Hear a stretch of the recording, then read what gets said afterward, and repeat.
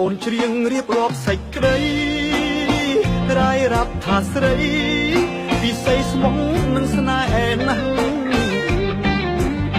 អូនព្រមរៀបការក៏ព្រោះចាំងចាំងបងខំដូរខ្លាំងឲ្យអូនរៀបការគូថ្មីវាចាំងគំរឹងពេកណាស់ទៅហើយអោសង្សារអើយមិនបាច់អូនប្រឹងបំភ្លៃបើជ្រឹងយកគេរៀបការចុងថ្លៃតែសូមចិត្តស្រីកុំក្រឡៃដាក់ចាំងទុំបងដឹងបងក្រគេមានដល់កស្រីអកថាស័ក្តិស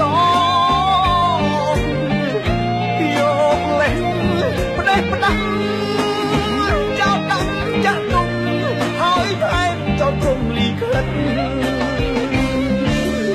អរគុណពីមុនដែលស្រឡាញ់បងកុំព្រួយនួនល្អថាបងទៅរំខានស្រីពីសងសាក្រជូនតពិសីសូមឲ្យរូបស្រីចរណៃអូនបានសុខ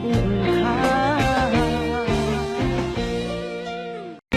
បងលឺអូនច្រៀងរៀបរាប់សេចក្តីរាយរាប់ថាស្រីពិសីស្មងនឹងស្នេហ៍ណាស់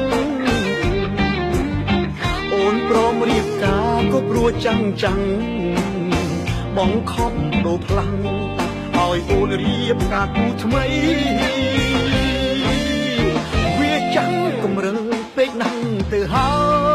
យអោសង្សារអើយមិនបាច់អូនប្រឹងបំភ្លៃបើជ្រឹងយកគេរៀបការចុងថ្លៃតែសូមចិត្តស្រីកុំក្រឡៃដាក់ចាំងទុំបងដឹងបងក្រគេមានដល់កស្រីអកថាស័ក្តិសមយកលេងផ្ដេសផ្ដាំចោលដាក់ចាស់ទុំហើយថែមចោលព្រំលីខិតអរគុណពីមុនដែលស្រឡាញ់ប